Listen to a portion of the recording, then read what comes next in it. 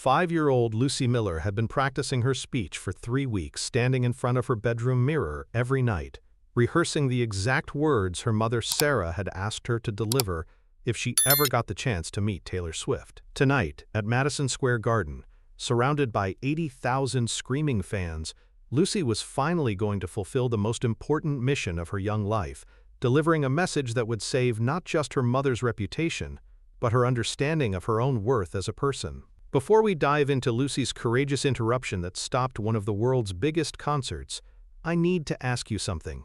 If stories about the power of children's honesty and music's ability to literally save lives matter to you, please hit that subscribe button right now. These stories take weeks to investigate and verify, and your subscription helps us continue sharing the moments that remind us all that sometimes the most important messages come from the smallest messengers. Now, back to Lucy's unforgettable night.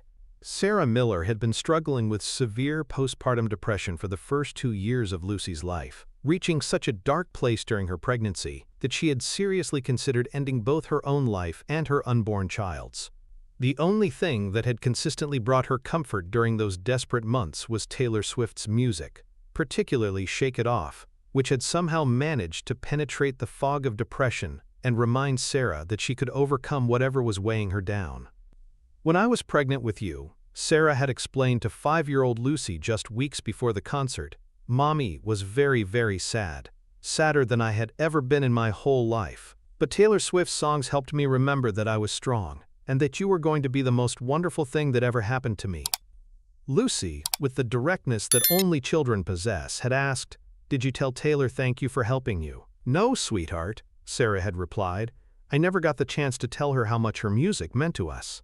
"Well, we have to tell her," Lucy had declared with the absolute certainty of a 5-year-old who believed that important things should always be said out loud. "It's not nice not to say thank you when someone helps you." That conversation had led to Sarah's decision to spend her entire savings on front-row tickets to Taylor's Madison Square Garden concert, not just to experience the music that had saved her life, but to give Lucy the opportunity to deliver the thank you message that Sarah herself had been too emotional and overwhelmed to express.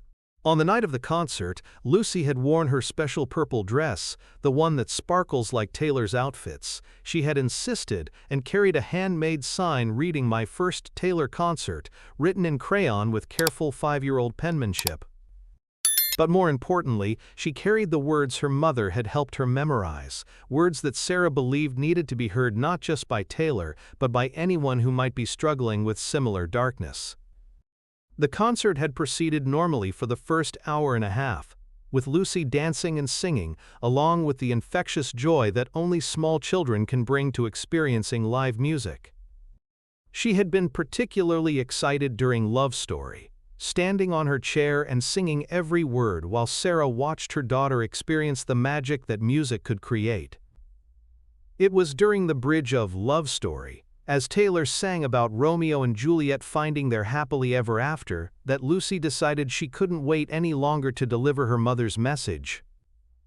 The song was about love conquering obstacles, and Lucy understood, with the wisdom that children sometimes possess, that this was the perfect moment to share a story about how love and music had conquered the obstacle of her mother's sadness.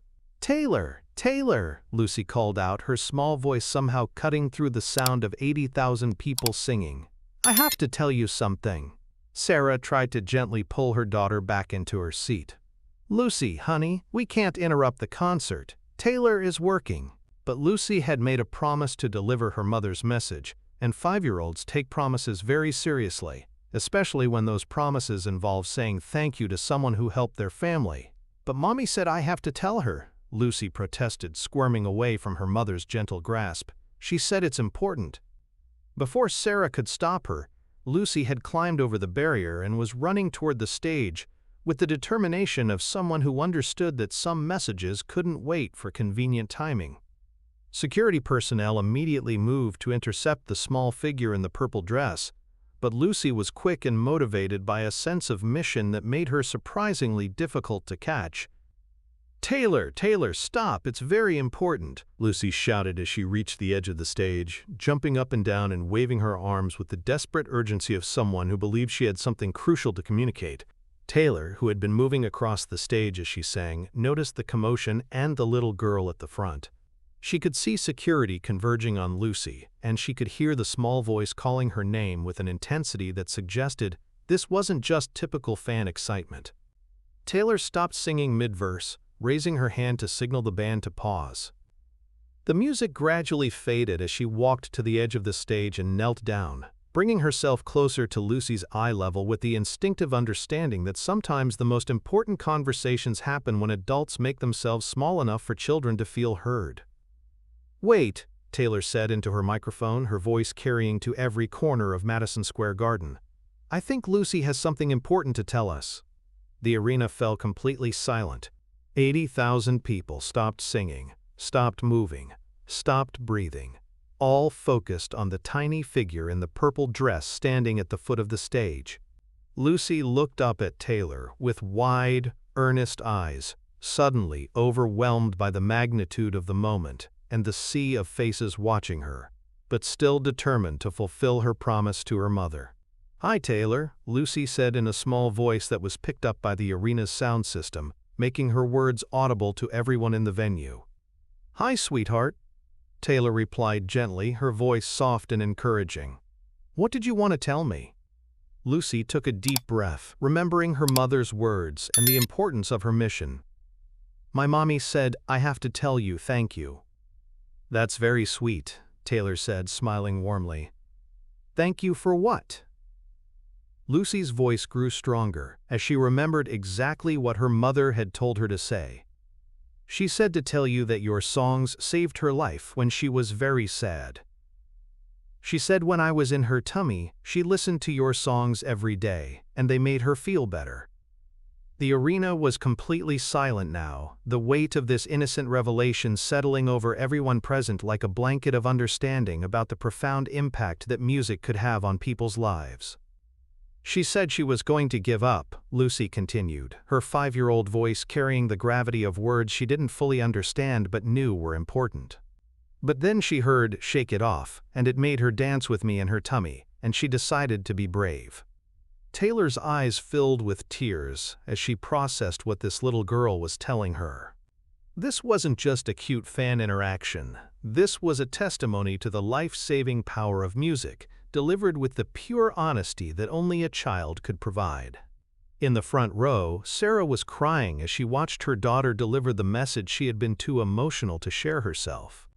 "And now I'm here," Lucy announced with the simple joy of a child who understood that her existence was something to be celebrated. "And Mommy is happy. And she said you're the reason I got to be born, because you made her feel better when she was sad." The impact of Lucy's words hit the arena like a wave. This wasn't just entertainment anymore. This was a moment of genuine human connection, a reminder that art could literally save lives, delivered by someone too young to understand the profound nature of what she was sharing. Taylor wiped her eyes and spoke into her microphone, her voice thick with emotion. "Lucy, that is the most beautiful thing anyone has ever told me. Can you tell your mommy that she was already brave? My songs didn't make her brave.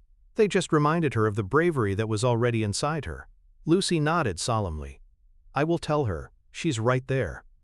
She pointed to Sarah, who was openly sobbing in the front row, overwhelmed by watching her daughter share their family's most vulnerable story with thousands of strangers. Taylor looked out at Sarah and placed her hand over her heart, mouthing "thank you" to the woman who had chosen life and hope during her darkest moment, and who had raised a daughter brave enough to share that story with the world. "Lucy," Taylor said, "would you like to come up here with me? I think there's something your mommy would like to hear." With the help of security, Lucy was lifted onto the stage. She stood next to Taylor, tiny in her purple dress, looking out at 80,000 people who were all watching her with love and admiration, understanding that they were witnessing something far more important than a typical concert moment. "Everyone," Taylor announced to the crowd, "this is Lucy, and she just delivered the most important message I've ever received. Her mommy listened to our music when she was pregnant with Lucy, and it helped her through a very difficult time. Lucy is here tonight because music reminded her mommy that there are always reasons to hope." The crowd erupted in applause, not just for Lucy, but for the profound moment they had all witnessed. a reminder that music could serve as a bridge between despair and hope, delivered by someone who embodied the joy that could emerge from choosing life even in the darkest circumstances. "Lucy," Taylor said, "what's your favorite song?" "Shake It Off," Lucy replied without hesitation, "because it makes mommy dance." "Then let's shake it off together," Taylor said, signaling to her band to begin the song that had literally saved Lucy's mother's life and made Lucy's existence possible. What followed was unlike any performance of Shake It Off that Taylor had ever given. She sang while Lucy danced beside her on stage, the little girl's uninhibited joy infectious as she spun and jumped and shook off everything with the pure abandon of childhood. The crowd sang along, but their voices were different now. They were singing not just to Taylor, but to Lucy, to Sarah, to the idea that music could be a lifeline when darkness threatens to overwhelm. "I stay out too late, got nothing in my brain." Lucy sang along at the top of her lungs, not caring that she didn't know all the words or that her voice was small compared to Taylor's. She was having the time of her life, dancing on the biggest stage in the world with her hero, celebrating the song that had saved her mother and made her own life possible. During the chorus, Lucy started doing her own made-up dance moves, and Taylor followed her lead, letting the 5-year-old choreograph their duet. As they reached the final chorus, confetti cannons went off, showering the stage with golden sparkles. Lucy shrieked with delight, trying to catch the falling confetti while continuing to dance. When the song ended, the standing ovation lasted for nearly 10 minutes, but Taylor wasn't finished yet. "Lucy," she said, "I want to give you something." She took off the sparkly bracelet she was wearing, one of her signature 13 bracelets. "This is for you, to remember that you're brave, just like your mommy, and that your story, both of your stories, matter so much." Lucy accepted the bracelet with reverence, slipping it onto her tiny wrist where it was far too big, but somehow perfect. "And Sarah," Taylor said, looking directly at Lucy's mother, "thank you for choosing hope. Thank you for letting music be part of your healing. And thank you for raising a daughter who is brave enough to run onto a stage in front of 80,000 people to deliver a message of love." As Lucy was helped down from the stage and reunited with her tearful mother, Taylor dedicated the rest of her concert to everyone who has found reasons to hope in dark moments, and to the children who are here because their parents chose love over fear. The video of Lucy's interruption and her subsequent performance with Taylor went viral within hours. Lucy's brave message trended worldwide, with millions of people sharing their own stories of how music had helped them through difficult times. But beyond the viral fame, Lucy's message had a profound impact on how Taylor viewed her work and her responsibility as an artist. In interviews afterward, Taylor often spoke about how Lucy had reminded her that songs aren't just entertainment, they're lifelines, companions in dark moments, and sometimes the difference between despair and hope. "Lucy taught me something that I'll never forget," Taylor would say. "She taught me that every song I write has the potential to save someone's life, and that's a responsibility I don't take lightly." Sarah later shared her complete story in interviews, explaining that she had suffered from severe postpartum depression and had seriously considered ending her life during her pregnancy. But listening to Taylor's music, particularly Shake It Off, had gradually helped her remember that she could overcome her struggles and that the child she was carrying deserved the chance to experience joy and love. "Music saved my life," Sarah would say, "but more than that, it saved Lucy's life too.